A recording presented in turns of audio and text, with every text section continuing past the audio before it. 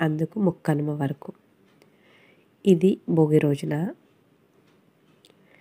కార్తీక్ భోగిదండ వేస్తున్నాడు. ఈ భోగిదండ వేయడంలో ఒక ఆంతర్యం ఉందండి. ఆవు పేడతో చేసిన ఈ పిడకలను మనం మంటలో వేయడం వల్ల దాని నుండి చాలా ఆక్సిజన్, మంచి వాయువులు అనేవి రిలీజ్ అవుతాయి. దానివల్ల మనలో ఉండే వైరస్, బ్యాక్టీరియాలు నశిస్తాయి. మా ఊరి గ్రామదేవత పోలేరమ్మ అండి. మొదటి 3 రోజులు చల్లఘట్టంగా వస్తారు. ఇది మొదటి 3 రోజుల్లో ఒకరోజు. ఆవిడికి చల్లని సమర్పించి మనం వేడుకున్నట్లయితే చల్లగా అనుగ్రహిస్తారని ఒక నమ్మకం. ఇక మీరందరూ ఎలా సంక్రాంతి సంబరాలు సెలబ్రేట్ చేసుకున్నారనేది నాకు షేర్ చేయండి. ఈ సంవత్సరం భోగి ముందు ముక్కోటి ఏకాదశి వచ్చింది. భోగి, సంక్రాంతి, కనుమ, అలాగే మొక్కనుమ.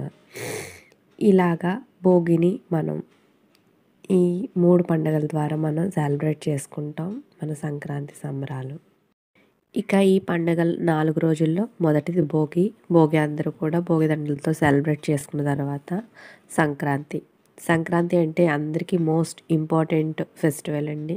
పిల్లలు, పెద్దలు అందరూ కూడా చాలా అందంగా కొత్త బట్టలతో అలంకరించుకొని అందరూ ఒకళ్ళ ఇంటికి ఒకళ్ళు వెళ్తూ ప్రతిదీ షేర్ చేసుకుంటూ అండ్ పెద్దలను గుర్తు చేసుకుని గౌరవించి అండ్ గ్రామ దేవతలది ఎవరైతే ఉంటారో ఆ గ్రామ దేవతలకి ఉత్సవాలు జరిపించడం జరుగుతూ ఉంటుంది. మాకు 4వ రోజు ముక్కనుమ రోజున ప్రబల తీర్థం జరుగుతుందండి. ప్రబల తీర్థం అంటే మా ఊళ్ళో ఉండే ఈశ్వరుణ్ణి వేరే ఊరు తీసుకెళ్ళి అక్కడ సమావేశానికి సిద్ధం చేస్తారు.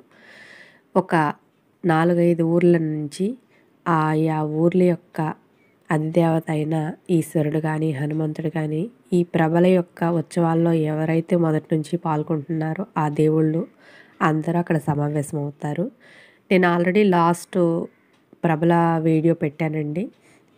ఐకార్డ్లో ఇస్తాను అండ్ లింక్ ఒకసారి చెక్ చేయండి. ఇక ఈ ప్రబల తీర్థం చాలా బాగా జరుగుతుందండి. ఎందుకంటే ప్రభను ఊరేగించడం అంటేనే చూడడానికి చాలా బాగుంటుంది. ఇది ఆ పరమేశ్వరుని యొక్క అనుగ్రహం.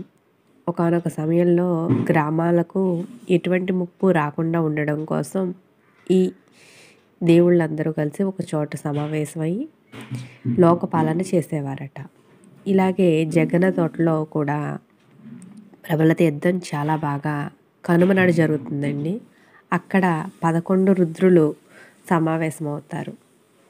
ఇదండి మా ఆ తర్వాత ఈశ్వరుణ్ణి ఆలయంలో పెడతారు.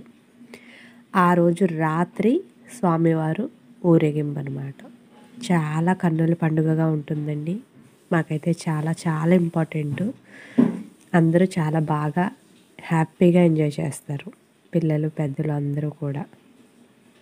ఇక మీ ఊళ్ళో ఏమేమి విశేషాలు ఉన్నాయన్నది మాకు కూడా షేర్ చేయండి. అండ్ ప్రతి చిన్న విషయాన్ని, చాలా సంతోషం కలిగే ప్రతి సంఘటనని గుర్తుంచుకుని ఆనందించడమే మన ఈ పండుగల యొక్క ముఖ్య ఉద్దేశం. సంతోషాన్ని మనంతట మనంగా వెతుక్కోవాలి. ఆ వెతుక్కోవడానికి మార్గాలు ఈ పండుగలు. ఇది మా గోదావరి తీర ప్రాంతం యొక్క ఏటిగట్టున ఉండే ఆంజనేయ స్వామి విగ్రహం. ఇక ప్రబల తీర్థంలో ఇందులో చెప్పాను కదండి, చాలా మయంగా తీసుకువెళ్తారు ప్రభని. నేను లాస్ట్ ఇయర్ కూడా ఈ వీడియో షేర్ చేశాను అండ్ ఈ ఇయర్ కూడా ఈ వీడియో షేర్ చేస్తున్నాను. ఇది చూడడానికి చాలా బాగుంటుందండి. వాళ్ళందరూ కూడా ఆ ప్రభను కాలువ దాటిస్తారు, చేలల్లోంచి తీసుకువెళ్తారు. ఆ ఈశ్వరుని యొక్క అనుగ్రహం అటువంటిదండి. ఆయన ఎప్పుడు అందరినీ కూడా ఇలాగే ఎల్లవేళలా ఆయురారోగ్య ఐశ్వర్యాలతో చల్లగా చూడాలని మనస్ఫూర్తిగా కోరుకుంటూ మరి ఒకసారి యూట్యూబ్ ప్రేక్షకులకు, గొడవర్తి హోమ్ ఛానల్ సబ్స్క్రైబర్స్కి అందరికీ కూడా సంక్రాంతి శుభాకాంక్షలు. ఈ వీడియో లేట్గా అప్లోడ్ చేసినందుకు ఏమీ అనుకోకండి.